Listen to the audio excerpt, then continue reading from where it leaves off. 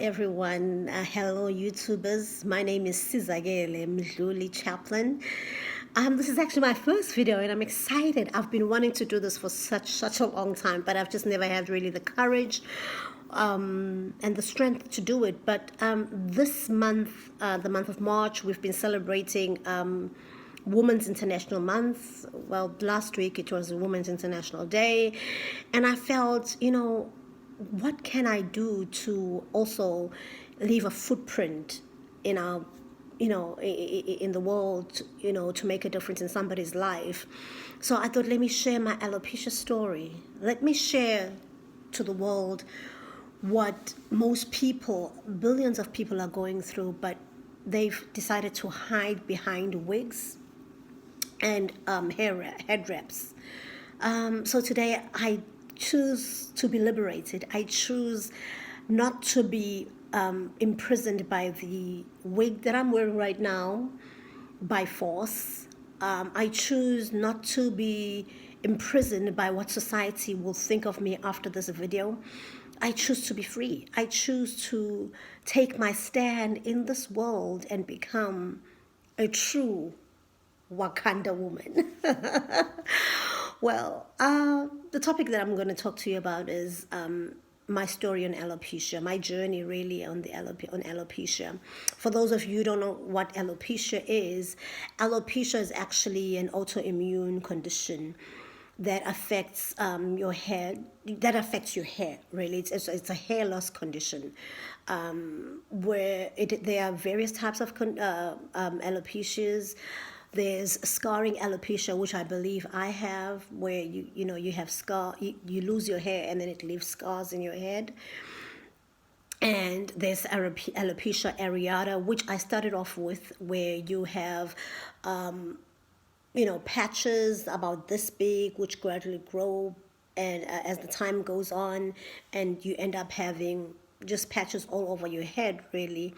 And then it progresses to alopecia totalis, where you lose your hair, the head on your scalp completely. You become completely bald, and then it usually progresses to, sometimes it just doesn't just progress. You start off with a certain type. It progresses to alopecia universalis, where you have no hair at all in your body, be it your armpits, your pubic area, your eyelashes, your eyebrows, your scalp. So you have no hair at all, and that is alopecia universalis. Some people also have alopecia, traction alopecia, which is mostly common among women of color, where they lose their hair on the crown of the rather on the edges of their scalp, and that's due to pulling of your hair or wearing hairstyles that cause your hair to fall off. But it's also categorized as alopecia. So my story began a couple of years ago when I turned 31. When I started losing hair, waking up in the morning with some hair on my pillow, not understanding what's causing it to fall off. Alopecia is believed to be triggered by extreme amount of stress. I believe that mine was triggered by that, because it is believed that most people do have alopecia, but it's just dormant. It's lying there, and then it gets triggered by something, either going through a traumatic event or whatever in your life that could, ultimately make your hair to start making you to start losing your hair. But having said that, I know that it's associated with stress, but there's no scientific proof that says this is the cause of alopecia, because researchers and even doctors, dermatologists that we go to, they say there is one no cure for alopecia. Nobody really knows what causes alopecia, and I always call them triggers. So triggers could be the stress. Another trigger could be a leaking gut, where you're eating the wrong food and your body is dirty and it just needs you to feed it the right food, or so there are various triggers out there, but the real cause is really not known, and the real cure is not out there yet. So I just want to reach out to everybody who's going through this condition, who's who was born with it, who got it along the way, and who knows people who are suffering from this condition, that you're not alone. I have it too. And I'd like to start a movement really where women don't have to feel ashamed that they have alopecia. And I could tell you this as a pastor's wife, it has not been easy, especially being in a different country where the culture is completely different, and hair is such a big deal in the African culture, or the African American culture, or the Black people culture. And if you don't have hair, then you're not seen as beautiful, as society has defined beauty. But thank God to videos, or to films, to movies like the Black Panther, because they have shown us that even women without hair, or just your regular afro, you are still seen as beautiful and as powerful as any other woman. So later on in the video, I will share with you what I look like right now. But I just wanted to really come out and just train and educate and put an awareness out there that a lot of people are suffering from this condition, but they are afraid to come out because of the bullying that's out there, because of not being accepted as a woman, and not being seen as beautiful just because you have the condition. So if you know somebody, love them as you've loved them before they had hair. We are mostly mistaken for people who have cancer. We do not have cancer, without taking anything from the cancer disease. But alopecia on its own is a condition that really affects us mentally. It messes up your self-esteem. It messes up your confidence, because you now feel you are different. You're not the same person you were when you had hair. I mean, growing up with hair, and then all of a sudden losing it, you don't know how to cope with it. But even those who are born without it, you feel different from every other person who has hair, because you're like, why me?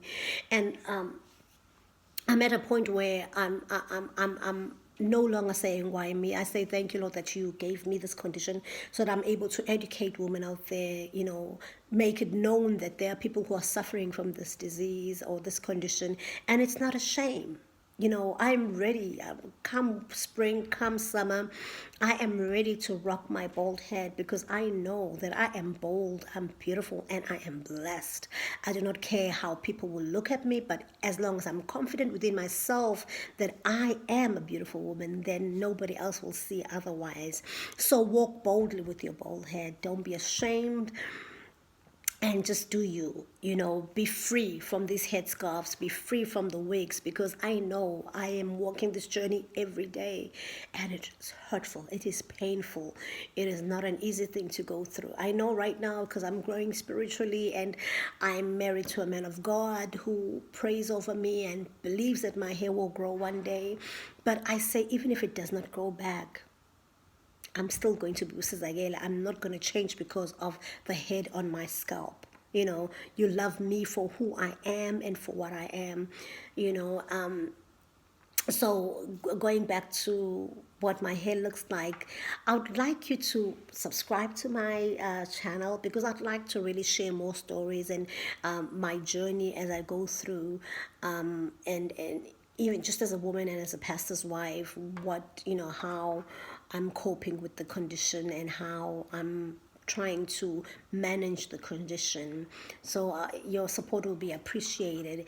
And if you want to see more videos, because in the next video I'd really like to have my husband cut off the rest of the hair that's remaining in my head, because I believe I have lost about 60-70% of my hair already. I'm 70% bald, and 30% that I've been hanging on to, I really want to shave it off and just be free and just be able to rock my bald head without any problems. So here goes. I'm going to show you what my head looks like right now. This is me in my bald head, and I believe that I am beautiful. I know that I am. Just to show you what it looks like I said, it's a scarring alopecia, so you're gonna see some scars in it, and which just basically says that I have it. And this is the hair that I have left. So in our next video, I will have my husband shave it off and just go through the journey together. Before I leave, I just want to say be blessed, remain beautiful, and whether you have the hair or you don't, you're still a beautiful, blessed woman. So wear your crown, your crowning glory with pride, because I know I am a queen with or without hair. Blessings always.